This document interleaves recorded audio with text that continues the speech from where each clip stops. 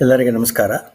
ಈ ಡಿಸೆಂಬರ್ ತಿಂಗಳ 4ನೇ ತಾರೀಕು ನಮ್ಮೆಲ್ಲರ ಅಚ್ಚುಮೆಚ್ಚಿನ ಕವಿ, ಸಹೃದಯ, ಕನ್ನಡ, ಸಂಸ್ಕೃತ, ತೆಲುಗು, ತಮಿಳು, ಗ್ರೀಕ್, ಲ್ಯಾಟಿನ್ ಮೊದಲಾದ ಬಹುಭಾಷಾ ಕೋವಿದರಾದ, ನಾನಾ ಶಾಸ್ತ್ರವೇತ್ತರಾದ ಮತ್ತು ಕನ್ನಡದಲ್ಲಿ ಅವಧಾನಗಳಿಗೆ ಮರುಹುಟ್ಟು ನೀಡಿದ ಶತಾವಧಾನಿ ಡಾಕ್ಟರ್ ಆರ್ ಗಣೇಶರ ಜನ್ಮದಿನ.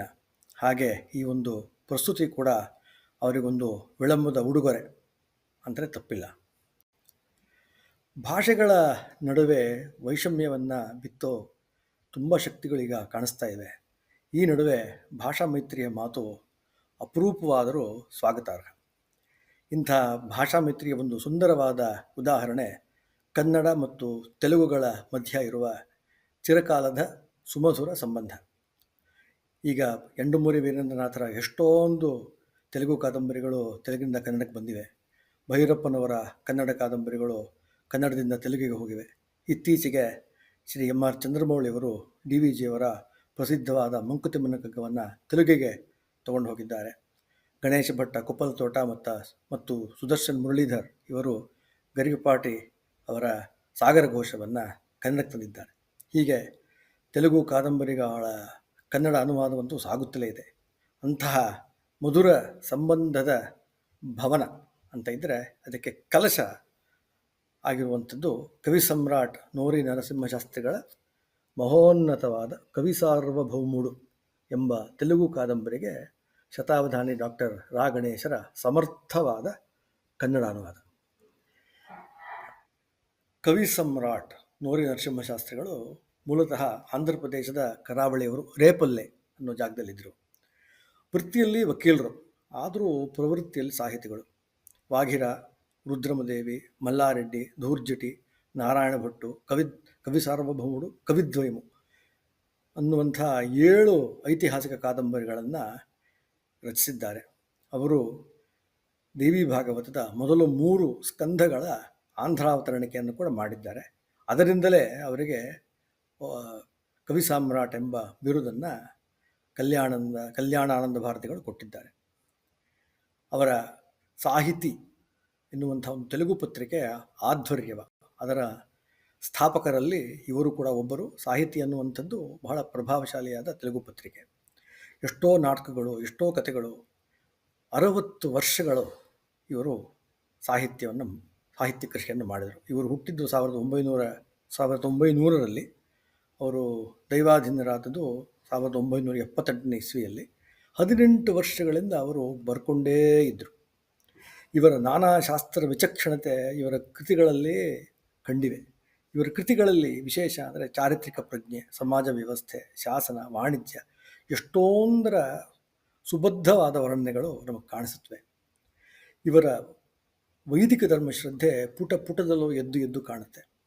ಇವರು ಕವಿ ಸಮ್ರಾಟರಾಗಿರುವುದರಿಂದ ತೆಲುಗು ಮತ್ತು ಸಂಸ್ಕೃತ ಪದ್ಯಗಳ ಸಾಕಷ್ಟು ಉದ್ಧೃತಿಗಳು ಇವರ ಒಂದು ಕಾವ್ಯದಲ್ಲಿ ಅಥವಾ ಕಾದಂಬರಿಗಳಲ್ಲಿ ಕಾಣಿಸುತ್ತವೆ. ಈ ಶ್ರೀನಾಥ ಮೊದಲೇ ರಾಜಸ ಕವಿ. ಅವನ ಕವಿಯ ವಿಜಯವನ್ನು ವಸ್ತುವನ್ನಾಗಿ ಹೊಂದಿರುವುದೇ ಅವರ ಕವಿ ಸಾರ್ವಭೌಮುಡು ಎನ್ನುವ ಕಾದಂಬರಿ. ಇದಕ್ಕೆ ತುಂಬ ಕಾಯಬೇಕಾಯಿತು. ಇಂಥ ಕೃತಿರತ್ನವನ್ನು ಕನ್ನಡಕ್ಕೆ ಸಮರ್ಥವಾಗಿ ತರುವುದಕ್ಕೆ ಸಾಕಷ್ಟು ಒಂದು ಅಧಿಕಾರ ಇರಬೇಕು. ಕನ್ನಡದಲ್ಲೂ ತೆಲುಗಿನಲ್ಲೂ ಸಂಸ್ಕೃತದಲ್ಲೂ ನಾನಾ ಶಾಸ್ತ್ರಗಳಲ್ಲಿಯೂ ಪಳಗಿದವರಾಗಿರಬೇಕು. ಮೂಲ ಪ್ರಕೃತಿಯ ಮತ್ತು ಆ ಕೃತಿಕಾರರ ಮನಸ್ಸುಗಳೊಡನೆ ಸಂವಾದನವಿರಬೇಕು. ಅದಕ್ಕೆ ಸಂವೇದನಶೀಲರಾಗಿರಬೇಕು. ತೆಲುಗು ಪದ್ಯಗಳನ್ನು ರಸಕ್ಕೆ ಧಕ್ಕೆ ಆಗದಂತೆ ಕನ್ನಡಕ್ಕೆ ಅನುವಾದ ಮಾಡೋಕ್ಕೆ ಶಕ್ತಿ ಇರಬೇಕು. ಅದಕ್ಕೆ ಉಭಯ ಭಾಷೆಗಳಲ್ಲೂ ಕವಿಗಳಾಗಿರಬೇಕು. ಈ ಎಲ್ಲ ಗುಣಗಳನ್ನು ಹೊಂದಿದ ಅನುವಾದಕರು ಬಹಳ ವಿರಳ. ನೋರಿ ನರಸಿಂಹಶಾಸ್ತ್ರಿಗಳಿಗೆ ಮತ್ತು ಕನ್ನಡದ ಓದುಗರಿಗೆ ಈ ಒಂದು ಅದೃಷ್ಟ ಇದೆ. ಆದ್ದರಿಂದಲೇ ಈ ಎಲ್ಲ ಗುಣಗಳನ್ನು, ಇವನ್ನ ಮೀರಿದ ಗುಣಗಳನ್ನು ಕೂಡ ಹೊಂದಿರುವ ಕನ್ನಡ ಮತ್ತು ತೆಲುಗುಗಳಲ್ಲಿ ಲೀಲಾಜಾಲವಾಗಿ ಕವನಿಸಬಲ್ಲ ಕಥಾನಾಯಕನಾದ ಶ್ರೀನಾಥನಂತೆಯೇ ಸ್ವತಃ ಶತಾವಧಾನವನ್ನು ಕೂಡ ಹಲವು ಬಾರಿ ಮಾಡಿದ ನೋರಿ ನರಸಿಂಹಶಾಸ್ತ್ರಿಗಳಂತೆಯೇ ಐತಿಹಾಸಿಕ ಕಾವ್ಯ ಕಾದಂಬರಿಯನ್ನು ಬರೆದ ಅಲಂಕಾರ ಶಾಸ್ತ್ರದ ಹೃದಯದ ಮರ್ಮದ ವೇತ್ತರಾದ ಶತಾವಧಾನಿ ಡಾಕ್ಟರ್ ರಾ ಗಣೇಶರು ಈ ಕೃತಿಗೆ ಅನುವಾದಕರಾಗಿ ದೊರೆತಿದ್ದು ನಮ್ಮೆಲ್ಲರ ಪುಣ್ಯ.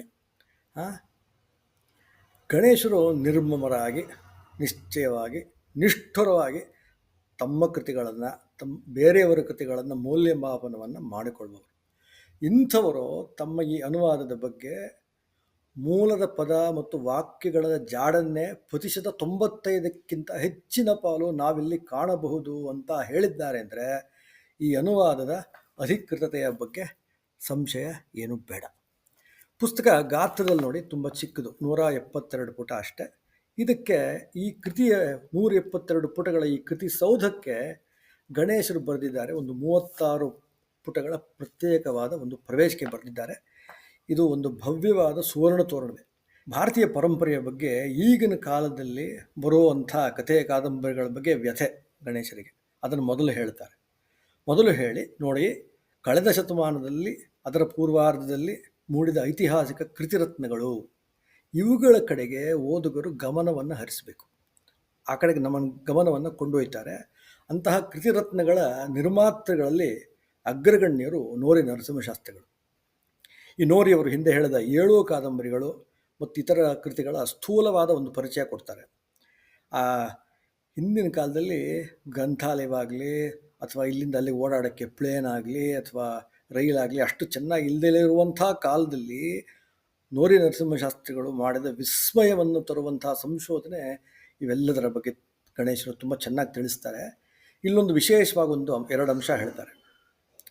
ಭಾರತದಲ್ಲೆಲ್ಲ, ಅದು ವಿಶೇಷವಾಗಿ ಆಂಧ್ರ ಪ್ರದೇಶದಲ್ಲಿ ಸನಾತನ ಧರ್ಮಕ್ಕೆ ಧಕ್ಕೆ ಯಾವಾಗೆಲ್ಲ ಬಂದಿತೋ ಆಗೆಲ್ಲವೂ ವೇದವ್ಯಾಸರ ಮಹಾಭಾರತವನ್ನು ಮರುಕಳಿಸಿಕೊಳ್ಳಬೇಕು ಅನ್ನುವಂಥ ಒಂದು ಆಸೆ ಜನಜೀವನಕ್ಕೆ ಒಂದು ಇತ್ತು.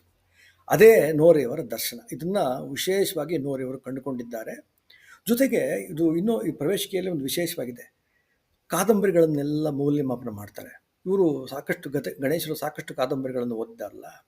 ಅಲೆಕ್ಸಾಂಡರ್ ಡ್ಯೂಮಾ, ವಾಲ್ಟರ್ ಸ್ಕಾಟ್, ಲೂವಾಲಿಸ್, ಎಂಥ ಸಾಹಿತ್ಯ ವಿಶ್ವದ ದಿಗ್ಗಜರ ಕಾದಂಬರಿಗಳನ್ನು ನೋಡಿ ಶಾಸ್ತ್ರಿಗಳ ಕಾದಂಬರಿಗಳನ್ನು ಅದಕ್ಕೆ ಹೋಲಿಸಿ ಐತಿಹಾಸಿಕ ಕಾದಂಬರಿಗಳಿಗೆ ಮಾದರಿ ಅಥವಾ ಆದರ್ಶ ಎಂದರೆ ನೋರಿ ನರಸಿಂಹಶಾಸ್ತ್ರಿಗಳ ಕಾದಂಬರಿಗಳೇ ಎಂದು ಒಂದು ಅಭಿಪ್ರಾಯವನ್ನು ಹೊರಡಿಸ್ತಾರೆ.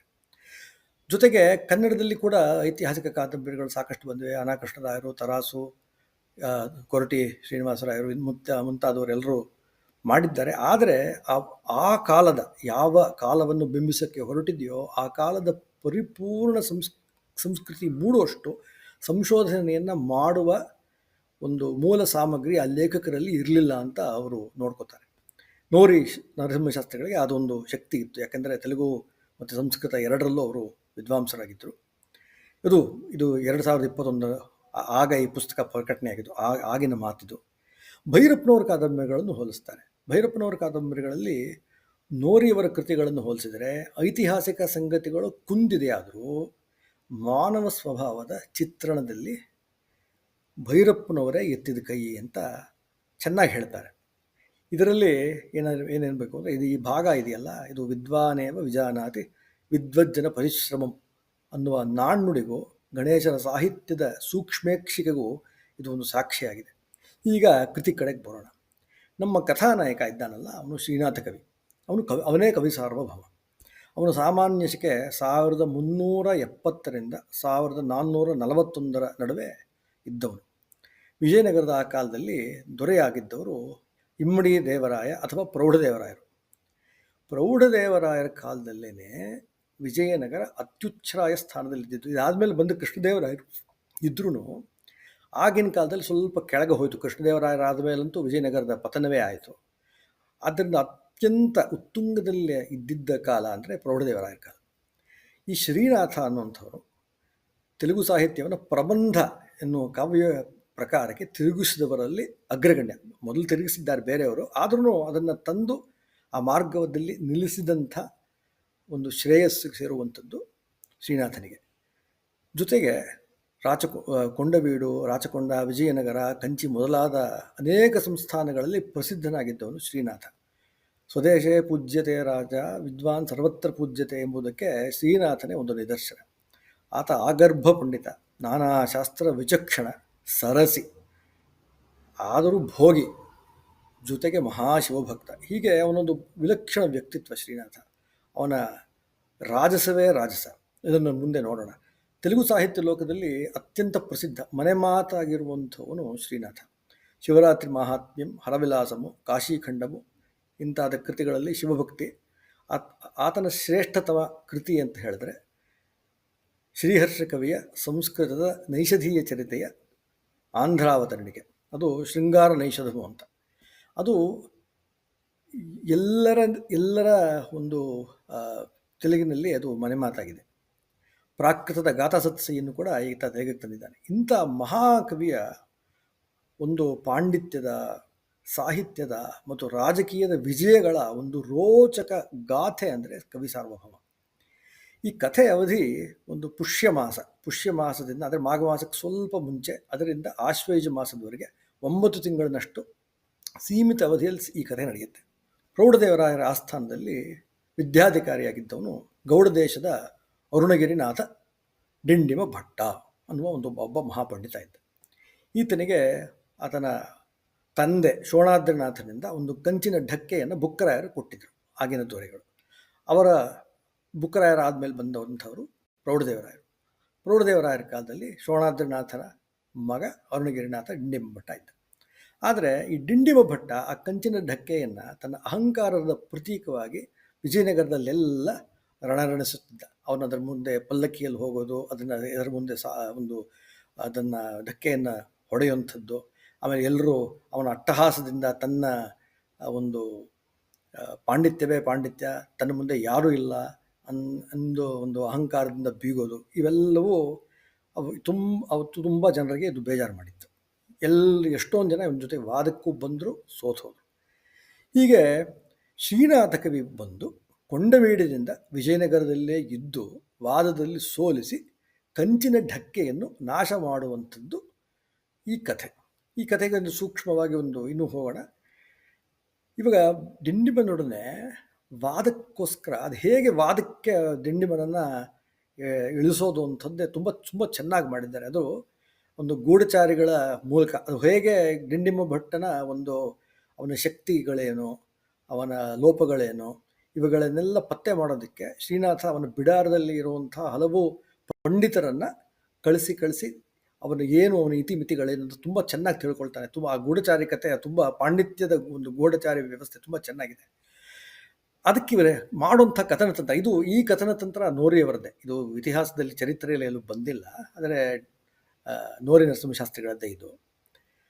ಅಲ್ಲಿ ಶ್ರೀನಾಥ ಬರಬೇಕಾದ್ರೆ ವಿರೂಪಾಕ್ಷ ಸ್ವಾಮಿಯ ಒಂದು ಸ್ತೋತ್ರ ಎಂಬಂತೆ ಮಾನಸೋಲ್ಲಾಸ ಎಂಬ ಸಂಸ್ಕೃತ ಕೃತಿಯನ್ನು ಬರೀತಾನಂತೆ. ಈ ಕೃತಿಯಲ್ಲೂ ಇಲ್ಲ, ಅದು ಕಥೆಯಾಗಿ ಕಲ್ಪಿಸಿರುವಂಥದ್ದು.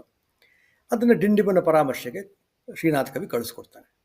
ಡಿಂಡಿಮ ಅದನ್ನು ಅಸಡ್ಡೆಯಿಂದ ಇದು ದೋಷಪೂರಿತ ಅಂತ ತಿರಸ್ಕರಿಸ್ಬಿಡ್ತಾನೆ. ಅದು ದೋಷಪೂರಿತ ತಿರಸ್ಕರಿಸ್ಬಿಟ್ಟಾಗ ಇದಕ್ಕೋಸ್ಕರ ಶ್ರೀನಾಥ ಕಾಯ್ತಾ ಇರ್ತಾನೆ.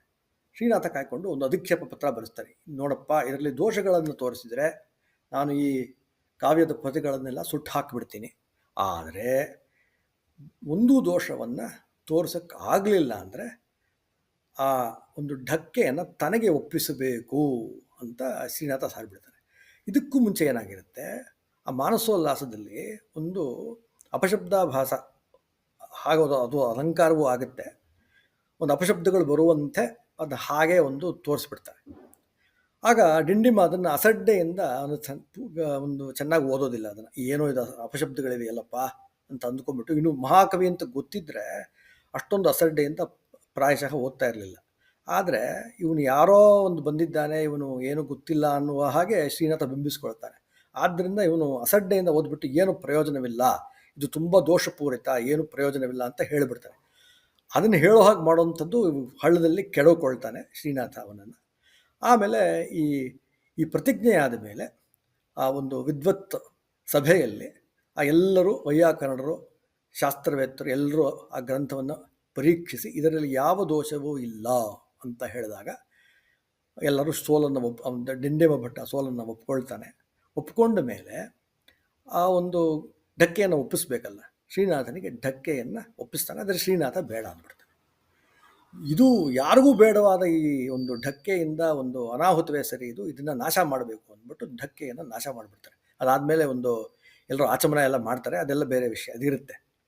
ಆಗ ಇವಾಗ ಆಗ ಪ್ರೌಢದೇವರಾಯ ಇದನ್ನು ನೋಡಿಬಿಟ್ಟು, ನೋಡಪ್ಪ ನಿನ್ನ ಶ್ರೀನಾಥ ಕವಿಗಳೇ, ನಿಮ್ಮ ಒಂದು ಪಾಂಡಿತ್ಯದ ಬಗ್ಗೆ ಕೇಳಿದ್ವಿ, ಅಷ್ಟೊತ್ತಿಗೆ ಆಗಲೇ ಶೃಂಗಾರ ನೈಷಧ ಇತ್ಯಾದಿ ಕಾವ್ಯಗಳ ಕರ್ತೃ ಅನ್ನುವಂತೆ ಸಾಕಷ್ಟು ಪ್ರಸಿದ್ಧಿಯನ್ನು ಶ್ರೀನಾಥ ಅಷ್ಟೊತ್ತಿಗೆ ಆವಾಗಲೇ ಗಳಿಸ್ಬಿಟ್ಟಿರ್ತಾನೆ, ಅಷ್ಟು ಆ ಕಥೆಯ ಒಂದು ಆ ಸಂದರ್ಭದಲ್ಲಿ. ನಿನ್ನ ಪಾಂಡಿತ್ಯವನ್ನು ನೋಡಬೇಕಲ್ಲ ಅಂತ ಪ್ರೌಢದೇವರಾಯರು ಕೇಳಿಕೊಂಡಾಗ ಆ ಆಸ್ಥಾನದಲ್ಲಿ ಶತಾವಧಾನವನ್ನು ಮಾಡಿ ಅಲ್ಲಿ ವಿಜಯನಗರ ಸಂಸ್ಥಾನದಿಂದ ಕನಕಾಭಿಷೇಕವನ್ನು ಕೂಡ ಮಾಡಿಸ್ಕೊಳ್ತಾನೆ. ಇದು ಕಾದಂಬರಿಯ ಸ್ಥೂಲ ರೂಪರೇಖೆ. ಈ ಕೃತಿಯಲ್ಲಿ ನೋಡಿ ತುಂಬ ವಿಶೇಷ ಅಂದರೆ ಕಾಲ್ಪನಿಕ ಪಾತ್ರಗಳು ವಿರಳಾತಿ ವಿರಳ, ಯಾರೂ ಇಲ್ಲ. ಸೊ ಎಲ್ಲ ಗಣ್ಯ ಪಾತ್ರಗಳು ಚಾರಿತ್ರಿಕ ವ್ಯಕ್ತಿಗಳನ್ನೇ ಆಧರಿಸಿವೆ. ಈಗ ಇದು ಒಬ್ಬ ವಾಮನ ಭಟ್ಟಬಾಣ ಅಂತ ಮೊದಲು ಡಿಂಡಿಮನ ಕೈನಲ್ಲಿ ಸೋತು ಹೋಗಿರ್ತಾನೆ. ಈತ ಶ್ರೀನಾಥನಿಗೆ ಹಿರಿಯ ಸಮಕಾಲೀನ. ಇವನು ವೇಮಭೂಪಾಲ ಚರಿತೆಯನ್ನು ರಚಿಸಿರುವಂಥ ನಿಜವಾದ ಒಬ್ಬ ಚಾರಿತ್ರಿಕ ವ್ಯಕ್ತಿ. ಜೊತೆಗೆ ಚಮತ್ಕಾರ ಚಂದ್ರಿಕೆ ಅನ್ನುವಂಥ ಇನ್ನೊಂದು ಕೃತಿ, ಅದನ್ನು ರಚಿಸಿರುವಂಥ ರಾಚಕೊಂಡ ಸಂಸ್ಥಾನದ ವಿಶ್ವೇಶ್ವರ ದೀಕ್ಷಿತರು ಹಿರಿಯರು, ಅವರು ಇದ್ದ ಆ ಪಾತ್ರ ಅವರನ್ನು ಬರ್ತಾರೆ. ಡಿಂಡಿಮ ಭಟ್ಟನ ಮಗನಾದ ರಾಜನಾಥ ಡಿಂಡಿಮ ಭಟ್ಟ, ಆಮೇಲೆ ಡಿಂಡಿಮ ಭಟ್ಟನ ಸೊಸೆಯಾದ ಅಭಿರಾಮ ಕಾಮಾಕ್ಷಿ, ಚಂದ್ರಭೂಷ ಕ್ರಿಯಾಶಕ್ತಿ, ಎಲ್ಲರೂ ಚಾರಿತ್ರಿಕ ವ್ಯಕ್ತಿಗಳೇ. ಆದರೆ ಇಲ್ಲಿನ ವಿಶೇಷ ಪಾತ್ರಗಳು ಯಾರಿದ್ದಾರೆ, ಸ್ಪೆಷಲ್ ಅಪಿಯರೆನ್ಸ್ ಅಂತಾರಲ್ಲ, ಹಾಗೆ ತೆಲುಗಿನ ಭಕ್ತ ಕವಿಯಾದ ಭಾಗವತವನ್ನು ರಚಿಸಿದ, ಆಂಧ್ರ ಮಹಾಭಾಗವತ ರಚಿಸಿದ ಪೋತನ ಕವಿ, ಜೊತೆಗೆ ನಾರಣಪ್ಪ, ನಮ್ಮೆಲ್ಲರ ಕನ್ನಡದ ಕುಮಾರವ್ಯಾಸ. ಇವರಿಬ್ಬರು ಅಷ್ಟು ಒಂದು ಗಲಸ್ಯ ಕಂಠಸ್ಯ ಮಿತ್ರರು. ಇವರಿಬ್ಬರ ಒಂದು ಬಾಂಧವ್ಯವೇ ಅಷ್ಟು ಚೆನ್ನಾಗಿದೆ. ಅದನ್ನು ಇವರಿಬ್ಬರು ನೋರೆಯವರ ದೃಷ್ಟಿಯಲ್ಲಿ ಉತ್ಕೃಷ್ಟರಾದಂಥ ಕವಿಗಳು. ವಿಶೇಷವಾಗಿ ಪೋತನನಿಗೆ ಸಹಜ ಪಾಂಡಿತ್ಯ ಅಂತ ಶ್ರೀನಾಥನೇ ಕರೀತಾನೆ. ಅದು ತುಂಬ ಚೆನ್ನಾಗಿ, ಶ್ರೀನಾಥನ ಒಂದು ಒಡ್ಡೋಲಗದಲ್ಲೇ ಇರುವಂಥ ಕವಿ ಪೋತನ, ಇನ್ನು ಚಿಕ್ಕ ಹುಡುಗ. ಅದರಲ್ಲಿ ಆ ಪಾತ್ರವನ್ನು ಹೇಗೆ ತೋರಿಸ್ತಾರೆ ಅಂದರೆ, ಪೋತನ ಸಾಕ್ಷಾತ್ ಕೃಷ್ಣನ ಒಂದು ಅವನು ಕೃಷ್ಣನ ಒಂದು ಆಜ್ಞೆಯನ್ನು, ಕೃಷ್ಣನ ಒಂದು ಆಸೆಯನ್ನೇ ತೋರಿಸ್ತಾನೆ ಅನ್ನೋ ರೀತಿಯಲ್ಲಿ ಬಣಿಸಿದ್ದಾರೆ. ತುಂಬ ಚೆನ್ನಾಗಿ ಬಂದಿದೆ ಪೋತನನ ಪಾತ್ರ. ಇದಾದ ಮೇಲೆ ಕವಿದ್ವಯಮು ಅನ್ನುವುದರಲ್ಲಿ ಶ್ರೀನಾಥ ಮತ್ತು ಪೋತನರ ಇಬ್ಬರ ಬಗ್ಗೆ ಬರೆದಿದ್ದಾರೆ. ಕವಿದ್ವಯಮು ಈ ಕವಿ ಸಾರ್ವಭೌಮುಡು ಪುಸ್ತಕಕ್ಕೆ ಬಂದಂಥ ಒಂದು ಸೀಕ್ವೆಲ್ ಅಂತ ಕರಿಬೋದು. ಇಲ್ಲಿ ಇನ್ನೂ ಬೇಕಾದಷ್ಟು ಒಳ್ಳೆಯ ಸಂಗತಿಗಳಿವೆ. ವಿಜಯನಗರ ಆಗ ಉಚ್ಚರಾಯದಲ್ಲಿ ಇತ್ತು. ಅದನ್ನು ಕಣ್ಣಿಗೆ ಕಟ್ಟುವ ವರ್ಣನೆಗಳಿವೆ. ಅದನ್ನು ಮತ್ತೆ ಮತ್ತೆ ಓದಬೇಕು ಅಂತ ಅನ್ಸುತ್ತೆ. ಯಾಕಂದರೆ ನಾವು ನೋಡಿರೋದು ಅದರ 7 ಪ್ರಾಕಾರಗಳಿರಲಿ, ಅಲ್ಲಿನ ಅಣೆಕಟ್ಟಿರಲಿ, ಫಲ ಪುಷ್ಪ ಭರಿತ ಉದ್ಯಾನಗಳು, ಇದೆಲ್ಲ ಆ ಪುಸ್ತಕದಲ್ಲಿ ಬರೋದರಿಂದ ಅದು ಹಾಗೆ ಹೇಳ್ತಾ ಇದ್ದೀನಿ. ಅಲ್ಲಿ ಹೂವುಗಳೇನಂತೆ, ಹೂವುಗಳನ್ನು ಹಾರಗಳನ್ನು ಧರಿಸಿದ ಪೌರರೇನಂತೆ, ಅವರ ವಜ್ರವೈಡೂರ್ಯಗಳು, ಅವರ ವೀಳೆಯ, ಆಮೇಲೆ ಅವರು ಧರಿಸಿದ ಕುಲಾಯಿಗಳು, ಇದಕ್ಕೆ ಎಷ್ಟು ಬಂದು ಸಂಶೋಧನೆ ಮಾಡಿದ್ರು ನೋರೆ ನರಸಿಂಹಶಾಸ್ತ್ರಿಗಳು ಗೊತ್ತಿಲ್ಲ. ಆದರೆ ಆ ಗತವೈಭವವನ್ನು ನೆನೆದು ನಮಗೆ ಹಾಳು ಹಂಪೆಗೆ ಮರುಗುವ ಮನ, ಅದು ನಮಗೊಂದು ರೀತಿಯ ಒಂದು ಕಣ್ಣೀರು ತರಿಸದೇ ಇರೋದಿಲ್ಲ. ಯಾಕೆ ಅಷ್ಟು ವೈಭವ ನೋಡಿಕೊಂಡು ಅದು ಎಲ್ಲ ನಮ್ಮಿಂದ ದೂರವಾಗಿದೆ ಅಂತ ಕಂಡುಕೊಂಡಾಗ ಒಂದು ಸ್ವಲ್ಪ ದುಃಖವಾಗದೇ ಇರೋದಿಲ್ಲ. ಜೊತೆಗೆ ಆ ವಿಜಯನಗರದಲ್ಲೇ ಇರುವಂಥ 2ನೇ ಪ್ರಾಕಾರದಲ್ಲಿ ಬರುವಂಥ ಮಾಲ್ಯವಂತ ರಘುನಾಥ ಸ್ವಾಮಿ ದೇವಸ್ಥಾನ ಇದೆ. ನೀವು ಹಂಪಿಗೆ ಹೋದಾಗೆಲ್ಲ ನೋಡಿರ್ತಾರೆ, ಬೇಕಾದಷ್ಟು ಜನ ನೋಡಿರ್ತೀರಿ. ಅಲ್ಲಿ ದೇವಾಲಯಕ್ಕೆ ಅವನು ಭಕ್ತಿಯಿಂದ ಅವನು ಶಿಬಿಕೆಯಲ್ಲಿ ಬರ್ತಾ ಇರ್ತಾನೆ, ಪಲ್ಲಕ್ಕಿಯಲ್ಲಿ. ಆಗ ಮಾಲ್ಯವಂತ ರಘುನಾಥ ಸ್ವಾಮಿ ದೇವಸ್ಥಾನವನ್ನು ನೋಡಿದ ತಕ್ಷಣವೇ ಶ್ರೀನಾಥ ಅದರಿಂದ ಇಳಿದು ಅವನ ಶುದ್ಧಾಚಮನ ಮಾಡಿ ಆ ಇಡೀ ಗಿರಿಯನ್ನು ಪ್ರದಕ್ಷಿಣೆ ಮಾಡ್ತಾನೆ. ಅಲ್ಲಿ ಯಾಕೆಂದರೆ ಆ ಒಂದು ವರ್ಷಾಕಾಲದಲ್ಲಿ ಕಿಷ್ಕಿಂಧೆಗೆ ಬಂದಾಗ ರಾಮಲಕ್ಷ್ಮಣರು ಇದ್ದಂಥ ಜಾಗ ಅಲ್ಲಿ ಮಾಲ್ಯವಂತ ರಘುನಾಥ ಆ ಪರ್ವತದಲ್ಲಿ ಇರುವಂಥದ್ದನ್ನು ಎಷ್ಟು ಪೂಜ್ಯವಾಗಿ ಅದನ್ನು ಶ್ರೀನಾಥ ಕವಿ ಕಂಡ ಅನ್ನೋದನ್ನು ತುಂಬ ಚೆನ್ನಾಗಿ ತೋರಿಸಿದ್ದಾರೆ. ನೋರಿಯವರೆಗೂ ಅದರ ಪೂಜ್ಯತೆ ಬಗ್ಗೆ ಇದ್ದ ಭಾವ ಗೊತ್ತಾಗುತ್ತೆ. ವಿರೂಪಾಕ್ಷ ಸ್ವಾಮಿಗೆ ವಿಶೇಷ ಪೂಜೆಗಳನ್ನು ಮಾಡಿಸೋದಾಗಲಿ, ಆ ಉಪವಾಸಗಳನ್ನು ಮಾಡುವಂಥದ್ದಾಗಲಿ ತುಂಬ ಸೊಗಸಾಗಿ ಇದನ್ನು ತುಂಬ ನಿರೂಪಣೆ ಮಾಡಿದ್ದಾರೆ. ಶ್ರೀನಾಥನ ಪರಿವಾರದವರು ಕೂಡ ವಿಜಯನಗರವನ್ನು ಬಿಡೋದಕ್ಕೆ ಒಂದಷ್ಟು ದುಃಖವಾಗುತ್ತೆ. ಹಾಗೆ ವಿಜಯನಗರ ಕೂಡ ಈ ಒಂದು ಕಾದಂಬರಿಯಲ್ಲಿ ಒಂದು ದೊಡ್ಡ ಪಾತ್ರವನ್ನೇ ವಹಿಸುತ್ತೆ. ಯಾಕೆಂದರೆ ಎಲ್ಲ ಕಡೆ ನಡ್ಕೊಂಡು ಬರ್ತಾರೆ, ಅವರ ಜನಜೀವನ ಅದು ನೋಡೋಕ್ಕೆ, ಅದು ಓದೋದಕ್ಕೆ ತುಂಬ ಸೊಗಸಾಗಿದೆ. ನನಗೆ ಬೇರೆ ಯಾವುದರಲ್ಲೂ ಇಷ್ಟು ಚೆನ್ನಾಗಿ ಬಂದಿರುವಂಥದ್ದನ್ನು ನಾನು ಓದಿಲ್ಲ. ಬೇರೆ ಒಂದಷ್ಟು ಓದಿದ್ದೇನೆ, ಅದರಲ್ಲಿ ಇಷ್ಟು ಸೊಗಸಾಗಿ ಅದು ಬಣ್ಣಿಸಲ್ಪಟ್ಟಿಲ್ಲ ಅಂತ ನನ್ನ ಒಂದು ಅನಿಸಿಕೆ. ಜೊತೆಗೆ ರಾಜಕೀಯ ಪರಿಸ್ಥಿತಿಯನ್ನು ಕೂಡ ನೋರಿಯವರು ತುಂಬ ಚೆನ್ನಾಗಿ ವಿವರಿಸಿದ್ದಾರೆ. ದಕ್ಷಿಣ ಭಾರತದಲ್ಲಿ ಆಗಿನ ಕಾಲದಲ್ಲಿ ಇದ್ದಿದ್ದು 3 ಪ್ರಮುಖವಾದಂಥ ಒಂದು ಶಕ್ತಿಗಳು. ಒಂದು ನರಪತಿಗಳಾದ ವಿಜಯನಗರದವರು, ಅಶ್ವಪತಿಗಳಾದ ಬಹಮನಿಯವರು, ಯಾಕಂದರೆ ಅಶ್ವಗಳು ಇವರಿಗೆ ಪೋರ್ಚುಗೀಸರಿಂದ ಬರ್ತಾ ಇತ್ತು. 3ನೇವರು ಗಜಪತಿಗಳಾದ ಕಳಿಂಗರು. ಈ ಚಿಕ್ಕ ಚಿಕ್ಕ ಸಂಸ್ಥಾನಗಳಿದ್ದುವಾಗ ಕೊಂಡವೀಡು, ರಾಚಕೊಂಡ ಇತ್ಯಾದಿಗಳು ಈಗಿನ ಒಂಥರ ತೆಲುಗು ಸಿನಿಮಾಗಳಲ್ಲಿ ತೋರಿಸುವ ಫ್ಯಾಕ್ಷನ್, ಅವರು ಗಲಾಟೆ ಮಾಡ್ತಾರಲ್ಲ, ಆ ರೀತಿಯೇ ಅವರ ಕೂಡ ಗಲಾಟೆ ನಡೀತಾ ಇತ್ತು ಆಗಿನ ಕಾಲದಲ್ಲೂ. ಆದ್ರೂ ಈ 3ರಲ್ಲಿ, ಅಂದರೆ ಈ ದೊಡ್ಡ ಶಕ್ತಿಗಳಿವೆಯಲ್ಲ, ಈ ವಿಜಯನಗರ, ಬಹಮನಿ, ಗಜಪತಿಗಳು, ಈ 3ರಲ್ಲಿ ಒಬ್ಬರನ್ನು ಅವರು ಅವಲಂಬಿಸಲೇಬೇಕಾಗಿತ್ತು ಆಗಿನ ಕಾಲದಲ್ಲಿ. ಆದರೆ ಕೊಂಡವೀಡಿನಲ್ಲಿ ಇದ್ದಂಥವನು ಸರ್ವಜ್ಞ ವೇಮಭೂಪಾಲ. ಆತ ತುಂಬ ಒಳ್ಳೆಯ ಸಹೃದಯ ಕವಿ ಕೂಡ, ಆದರೂ ಅನಿವಾರ್ಯವಾಗಿ ಆತ ಹೋರಾಡಬೇಕಾಗಿತ್ತು. ಆದರೆ ಆತನಿಗೆ ವಿಜಯನಗರದ ಮೇಲೆ ಒಂದು ಪೈಪೋಟಿ, ಅದರ ಮೇಲೆ ಆದರೆ ತನಗೆ ಒಂದು ಶಕ್ತಿ, ಸೈನ್ಯದ ಶಕ್ತಿಯಿಂದ ವಿಜಯ ಸಾಧಿಸೋದಕ್ಕಾಗ್ತಿರ್ಲಿಲ್ಲ. ಆದ್ದರಿಂದ ವಿದ್ಯಾವಿಜಯವನ್ನು ಸಾಧಿಸೋಣ ಅಂತ ತನ್ನ ಕೊಂಡವೀಡಿನ ವಿದ್ಯಾಧಿಕಾರಿಯಾಗಿ ಶ್ರೀನಾಥನನ್ನು ವಿಜಯನಗರದ ಮೇಲೆ ಕಳಿಸುವಂಥದ್ದು. ಜೊತೆಗೆ ಅಲ್ಲಿ ಕವಿ ಸಾರ್ವಭೌಮ ಅಂತ ಒಂದು ಅಭಿಷೇಕವನ್ನು ವೇಮಭೂಪಾಲ ಆಗಲೇ ಶ್ರೀನಾಥನಿಗೆ ಮಾಡಿರ್ತಾನೆ. ಆದರೆ ಶ್ರೀನಾಥ ವಿಜಯನಗರಕ್ಕೆ ಬಂದಾಗ ತನ್ನ ಬಿರುದು ಬಾವಲಿಗಳನ್ನೆಲ್ಲ ಅಲ್ಲಿ ಗಡಿಯಲ್ಲೇ ಅಲ್ಲಿ ಇಟ್ಟುಬಿಟ್ಟು ಮುಂದೆ ಸಾಗಬೇಕು. ಕವಿ ಸಾರ್ವಭೌಮ ಅಂತ ಮತ್ತೆ ಅವನಿಗೆ ವಿಜಯನಗರದಲ್ಲಿ ಒಂದು ಪದವಿ ದೊರೆಯುತ್ತೆ. ಅಲ್ಲಿವರೆಗೂ ಅವನು ಕವಿ ಸಾರ್ವಭೌಮ ಇಲ್ಲದೆ ಬರೀ ಶ್ರೀನಾಥ ಪಂಡಿತನಾಗೆ ಮಾತ್ರ ಅವನು ಇರ್ತಾನೆ. ವೈದಿಕಾಚರಣೆಯ ಒಂದು ಲಘುಕೋಶ. ಈಗ ಕೊಂಡವೀಡಿನಿಂದ ಹೊರಡೋದಕ್ಕೆ ಮುಂಚೆ ಶ್ರೀನಾಥನ ಮಲೆಯಲ್ಲಿ ಆಗೋ ಒಂದು ಜಪ, ಪೂಜೆಯ ವರ್ಣನೆಗಳು, ಅವರಿಗೆ ಬ್ರಾಹ್ಮಣ ಸಂತರ್ಪಣೆ ಇತ್ಯಾದಿಗಳು, ಅವರ ಆಗುವ ಸಂಭಾಷಣೆಗಳು, ಕಾವ್ಯಗೋಷ್ಠಿಗಳು ಒಂದು ವೈದಿಕ ವೈಭವವನ್ನು ತೋರಿಸುತ್ತೆ. ಎಲ್ಲ ನೋರಿಯವರಿಗಿದ್ದ ಧರ್ಮಶಾಸ್ತ್ರದ ಸೂಕ್ಷ್ಮ ದೃಷ್ಟಿಯನ್ನು ತೋರಿಸುತ್ತೆ. ಜೊತೆಗೆ ನೋರಿಯವರದು ಹೇಗೆ ಅಂದರೆ, ಅವರು ಜ್ಯೋತಿಷದ ಬಗ್ಗೆ ತುಂಬ ನಂಬಿಕೆ. ಶ್ರೀನಾಥ ಹೊರಡೋ ಗಳಿಗೆ ಇರಲಿ, ಅವನು ಹೊರಡೋದಕ್ಕೆ ಮುಂಚೆ ಇದು ಇವನ ಜಾತಕಕ್ಕೆ ಹೊರಡುವಂಥ ಸರಿಯಾದ ಸಮಯ ಅಂತ ಆಗಲಿ, ಅಥವಾ ಟಿಂಡಿಮನಿಗೆ 60 ವರ್ಷ ಉಗ್ರರಥ ಶಾಂತಿ ಮಾಡಿಕೊಳ್ಳಿಲ್ಲ ಅಂತ ಆಗಲಿ, ಅದರಿಂದ ಅವನಿಗೆ ಅಂಟಿದ ಗ್ರಹಬಾಧೆ ಅಂತಾಗಲಿ, ಅದರಿಂದ ಗ್ರಹಬಾಧೆ ಹೇಗೆ ಬರುತ್ತೆ, ಅವನಿಗೆ ಬುದ್ಧಿ ಒಂದು ಕೆರಳುವುದೇ ಒಂದು ಗ್ರಹಬಾಧೆ, ಇದರಿಂದ ಆಗೋ ಸೋಲು, ಇದೆಲ್ಲ ಅದು ಜ್ಯೋತಿಷದ ಬಗ್ಗೆ ನೋರಿ ನರಸಿಂಹಶಾಸ್ತ್ರಿಗಳಿಗಿದ್ದ ನಂಬಿಕೆಯನ್ನು ತೋರಿಸುತ್ತೆ. ಆದರೂ ಈ ಪಾತ್ರಗಳು ಕೂಡ ಅಷ್ಟೊಂದು ತಲೆ ಕೆಡಿಸ್ಕೊಳ್ಳೋದಿಲ್ಲ, ಇದನ್ನು ಮಾಡ್ಕೋಬೇಕು ಅಂತ ಹಾಗೆ ಇರ್ತಾರೆ. ಅದು ಒಂದು ಧೈರ್ಯವನ್ನು ಕೂಡ ತೋರಿಸುತ್ತೆ. ಇನ್ನೊಂದು ಏನಂದರೆ, ಕವಿ ಸಾರ್ವಭೌಮ ಈ ಒಂದು ಪುಸ್ತಕ ಒಂದು ಶಾಸ್ತ್ರಕೋಶ. ಪೂರ್ವಮೀಮಾಂಸೆಯಲ್ಲಿ ಅತಿರಾತ್ರೆ ಷೋಡಶನಂಗಣ್ಣಾತಿ ಮತ್ತು ನಾತಿರಾತ್ರೆ ಷೋಡಶನಂಗಣ್ಣಾತಿ, ಅಂದರೆ ಅತಿರಾತ್ರದಲ್ಲಿ ಷೋಡಶಿ ಒಂದು ಪಾತ್ರೆ ಇರುತ್ತೆ, ಅದನ್ನು ಕೈಗೆ ತಗೋಬೇಕೋ ಬೇಡವೋ ಅನ್ನುವಂಥ ಒಂದು 2 ವಾಕ್ಯಗಳು ಇವೆ ಅದರಲ್ಲಿ. ಅದೊಂದು ತಗದೆ ಆಗಿಬಿಡುತ್ತೆ. ಅದನ್ನು ಶ್ರೀನಾಥ ಬಂದು ಅದಕ್ಕೆ ಆ ದ್ರಾವಿಡರು ಬಂದುಬಿಟ್ಟು ಅದನ್ನು ತಗೋಬಾರ್ದು ಅಂತ, ಈಗ ಕರ್ನಾಟಕದವರು, ಮಹಾರಾಷ್ಟ್ರದವರು ತಗೋಬೇಕು ಅಂತ, ಆಂಧ್ರದವರು ಉಭಯ ಪಕ್ಷದ ಪಾತ್ರದಲ್ಲೂ ತೊಂದರೆ ಇಲ್ಲ ಅಂತವರು ಲೋಕಾಚಾರದ ಬಗ್ಗೆ ಅದನ್ನು ನಡ್ಕೊಳ್ಳುವಂಥ ರೀತಿ, ಇದೆಲ್ಲವನ್ನು ಶ್ರೀನಾಥ ತುಂಬ ಚೆನ್ನಾಗಿ ಅದನ್ನು ಬಗೆಹರಿಸ್ತಾನೆ. ಇದು ನೋರೆಯವರ ಮೀಮಾಂಸಾ ಶಾಸ್ತ್ರಕ್ಕೆ ಒಂದು ಉದಾಹರಣೆಯಾಗಿದೆ. ಜೊತೆಗೆ ಶತಾವಧಾನದಲ್ಲಿ ಅದು ಯೋಗಶಾಸ್ತ್ರ ಬರುತ್ತೆ, ಜೊತೆಗೆ ಪ್ರಾಕೃತದ ಒಂದಷ್ಟು ಭಾಗ ಬರುತ್ತೆ. ಯಾಕೆಂದರೆ ಗಾಥಾಸತ್ಸೆಯನ್ನು ಸ್ವತಃ ಶ್ರೀನಾಥನೇ ಕವಿ ಅದು ತೆಲುಗಿಗೆ ಅನುವಾದ ಮಾಡಿದ್ದು. ಜೊತೆಗೆ ಮಧ್ಯದಲ್ಲೇ ಹಾಗೆ ಬರುವಂಥದ್ದು ಒಂದು ಬಾಣದ ಲಕ್ಷಣದ ಒಂದು ವಿವರಣೆ ಆಗಿರಲಿ, ಆಮೇಲೆ ಗಂಗೇಶೋಪಾಧ್ಯಾಯನವರೆಗೆ ನ್ಯಾಯ ಇತ್ತು, ಆಮೇಲೆ ನವೀನ ನ್ಯಾಯ ಕೂಡ ಅಲ್ಲೇ ಪ್ರಚುರವಾಗಿದೆ. ಅಲ್ಲಿ ಹರಿಮಿಶ್ರರು ಆ ಕಡೆ ಹೋಗ್ತಾ ಇದ್ದಾರೆ, ಅವರಿಂದ ನವೀನ ನ್ಯಾಯವನ್ನು ಕೂಡ ಶ್ರೀನಾಥನು ಅಭ್ಯಾಸ ಮಾಡಿದ್ದ. ಇವೆಲ್ಲ ನವ್ಯ ನ್ಯಾಯವನ್ನು ನವ್ಯ ನ್ಯಾಯವನ್ನು ಕೂಡ ಅಭ್ಯಾಸ ಮಾಡಿದ್ದ. ಇದನ್ನೆಲ್ಲವನ್ನ ಕಥೆಯ ಸಂವಿಧಾನದಲ್ಲಿ ಎಷ್ಟು ಚೆನ್ನಾಗಿ ಹೇಳ್ಕೊಂಡಿದ್ದಾರೆ. ಯಾಕೆಂದರೆ ಡಿಂಡಿಮ ಭಟ್ಟ ಅವನು ಆ ಕಡೆ ಗೌಡ ದೇಶದವರು, ಆ ಕಡೆ ಎಲ್ಲ ನಾವು ನ್ಯಾಯಶಾಸ್ತ್ರ ನಮಗೆ ಇರುವಂಥದ್ದು ಅಂತ ಅವ್ರಿಗೊಂದು ಬೀಗ್ತಾ ಇರ್ತಾನೆ ಒಂದು ಇದರಲ್ಲಿ ಅಸಡ್ಡೆಯಿಂದ.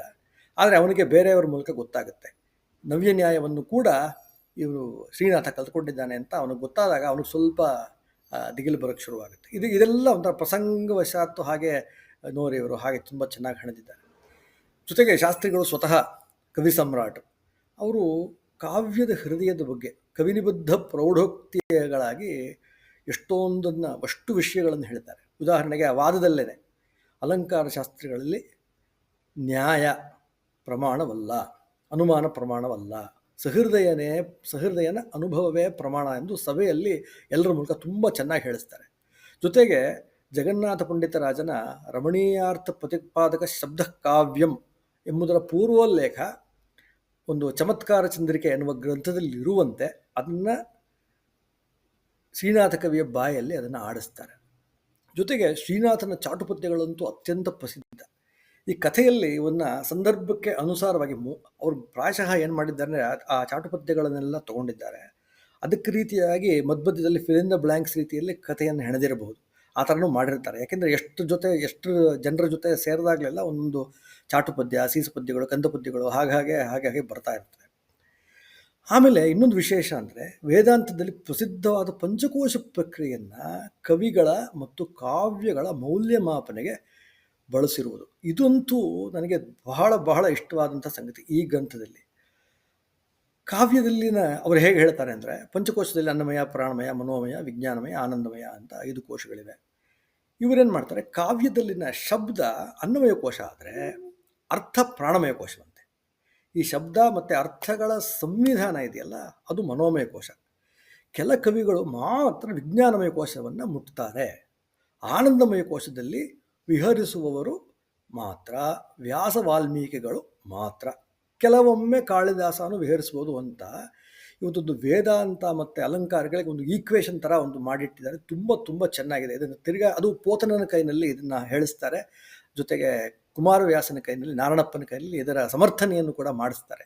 ತುಂಬ ಸೊಗಸಾಗಿರುವಂಥ ಭಾಗ ಅದು. ಎಲ್ಲರೂ ಅದನ್ನು ಮನನ ಮತ್ತೆ ಮಾಡ್ಕೊಳ್ಬೇಕು. ಜೊತೆಗೆ ಕೂಡ ಶ್ರೀನಾಥನ ಕಾವ್ಯ ಅನ್ನಮಯ ಕೋಶದಲ್ಲಿ, ಪ್ರಾಣಮಯ ಕೋಶದಲ್ಲೇ ಇದೆ ಎಂದು ಕೂಡ ಅವರು ಶ್ರೀನಾಥನ ಕಾವ್ಯದ ಬೆಲೆಯ ನಿಷ್ಕರ್ಷೆ ಕೂಡ ಮಾಡಿಬಿಡ್ತಾರೆ. ಅದು ಪೋತನನ ಮೂಲಕನೇ ತೂಗಿಸಿಬಿಡ್ತಾರೆ. ಆದರೆ ಶ್ರೀನಾಥಂದೇನೆಂದರೆ, ಶ್ರೀನಾಥನು ಕೂಡ ಪೋತನನ ಮಾತನ್ನು ಒಪ್ಕೋತಾನೆ. ಅದರಲ್ಲಿ ಶ್ರೀನಾಥನ ಒಂದು ದೊಡ್ಡ ಔದಾರ್ಯ ಕಾಣುತ್ತೆ. ಒಟ್ಟಿನಲ್ಲಿ ಏನಂದರೆ, ಶ್ರೀನಾಥ ಒಬ್ಬ ಆಗರ್ಭ ಪಂಡಿತ, ನಾನಾ ಶಾಸ್ತ್ರವೇತ್ತ, ಅನೇಕ ಕಾವ್ಯ ನಿರ್ಮಾತ, ಭೋಗಿ, ಮಹಾಶಿವಭಕ್ತ. ಇವನ ವಿದ್ಯಾರಾಜಸ ಇದೆಯಲ್ಲ, ಬಹಳ ಚೆನ್ನಾಗಿದೆ. ಇದು ಅದೊಂದೇ ಸೊಗಸು. ಕೆಲವರಲ್ಲಿ ಆ ರಾಜಸ ತುಂಬ ಶೋಭಿಸುತ್ತೆ. ಅಂಥವರಲ್ಲಿ ಶ್ರೀನಾಥ ಅಗ್ರಗಣ್ಯ. ಒಟ್ಟಿನಲ್ಲಿ ಹೇಳೋದಾದರೆ, ಶ್ರೀನಾಥನ ಕಾವ್ಯಕ್ಕಿಂತಲೂ ನೋರಿ ನರಸಿಂಹಶಾಸ್ತ್ರಿಗಳಿಗೆ ಅವನ ವ್ಯಕ್ತಿತ್ವವೇ ತುಂಬ ಹೆಚ್ಚು ರುಚಿಸಿದೆ. ಇಷ್ಟು ಭೋಗೈಶ್ವರ್ಯಗಳೊಡನೆ ಮೊದಲಾಗುವ ಕಥೆಯಲ್ಲಿ ಅಂದರೆ, ಶ್ರೀನಾಥ ಏನಂದರೆ ಆರತಿಗೆ ಒಂದಷ್ಟು ಹೊನ್ನುಗಳನ್ನೇ ಹಾಕ್ಬಿಡ್ತಾನೆ. ನೀವು ನೋಡಿ, ಆರತಿ ಯಾರಾದರೂ ಮಾಡಿದಾಗ ಕಾಸು ಹಾಕ್ತಾರಲ್ಲ, ಕಾಸು ಒಂದಷ್ಟು ನಾಣ್ಯಗಳನ್ನು ಹಾಕ್ತಾರಲ್ಲ ಆರತಿಯಲ್ಲಿ. ಶ್ರೀನಾಥ ಆರತಿ ಮಾಡೋಕ್ಕೆ ಬಂದ ಹೆಣ್ಣುಮಕ್ಕಳಿಗೆಲ್ಲರೂ ಸುವರ್ಣವನ್ನೇ ಕೊಟ್ಟುಬಿಡ್ತಾನೆ. ಅವನು ಹೊರಡುವಾಗ ಅಷ್ಟು ವೈಭವ ಅವನಿಗೆ. ಅಷ್ಟು ವೈಭವದಲ್ಲಿ ಮೊದಲಾಗುವ ಕಥೆಯಲ್ಲಿ ಕೊನೆಗೆ ತನ್ನ ಖರ್ಚಿಗೆ ದುಡ್ಡಿಲ್ಲದೆ ಅವನು ಆಶ್ರಯದಾತನಾದ ವೇಮಭೂಪಾಲ ಅವನು ಹೋಗಿಬಿಡ್ತಾರೆ. ಅವನು ಕೊಂಡವೇಡನ್ನು ಮತ್ತೆ ನೋಡೋಕ್ಕಾಗದೇ ಇರುವಂಥ ಪರಿಸ್ಥಿತಿಯಾಗಿ ತನ್ನ ಗರ್ಭವತಿಯಾದ ಹೆಂಡತಿಯನ್ನು ಕೂಡ ಬಿಟ್ಟು ಕಂಚಿಗೆ ತೆರಳಿಬಿಡ್ತಾನೆ. ಅದೇ ಕಥೆಯೆಲ್ಲ ಕಂಚಿಗೆ ಅಂತ ಒಂದು ಆಂಧ್ರದಲ್ಲಿ ಒಂದು ಉಕ್ತಿಗಿದೆ. ಕನ್ನಡ ಸಿನಿಮಾದಲ್ಲೂ ಅದನ್ನು ಅನುವಾದ ಮಾಡ್ಕೊಂಡು ಹೇಳಿದ್ದಾರೆ. ಕಥೆಯೆಲ್ಲ ಕಂಚಿಗೆ ಅಂತ ಹೇಳಿದಾಗ ಈ ಶ್ರೀನಾಥನ ಕಥೆಯು ಹಾಗೆ ಕಂಚಿಗೆ ಹೋಯಿತು ಎಂದು ಇಲ್ಲಿಗೆ ಕಥೆ ಒಂದು ಕೊನೆಗೊಳ್ಳುತ್ತೆ. ಹೀಗೆ ರಾಜಸದ ಶೃಂಗ ಉಚ್ಛ್ರಾಯದಲ್ಲಿ ಮೊದಲಾಗಿ ದುಃಖದ ಮೂಲಕ ಶಾಂತರಸದಲ್ಲಿ ಪರ್ಯವಸಾನವಾಗುವ ಕವಿ ಸಾರ್ವಭೌಮ ನಿಜಕ್ಕೂ ಆಸ್ವಾದ್ಯ. ಎಲ್ಲ ಕಾವ್ಯಾಸಕ್ತರು ಓದಲೇಬೇಕಾದಂಥ ಪುಸ್ತಕ. ಈ ಪುಸ್ತಕವನ್ನು ಪ್ರಕಟಿಸಿ ಕುವೆಂಪು ಭಾಷಾ ಭಾರತಿ ನಿಜಕ್ಕೂ ಸ್ತುತ್ಯವಾದ ಕೆಲಸವನ್ನು ಮಾಡಿದೆ. ಈ ಪುಸ್ತಕವನ್ನು ಪರಿಚಯ ಮಾಡಿಸಲು ಅವಕಾಶ ಕೊಟ್ಟಂಥ ಸುಕೃತಿ ತಂಡಕ್ಕೆ ಧನ್ಯವಾದಗಳು. ಎಲ್ಲರಿಗೆ ನಮಸ್ಕಾರ.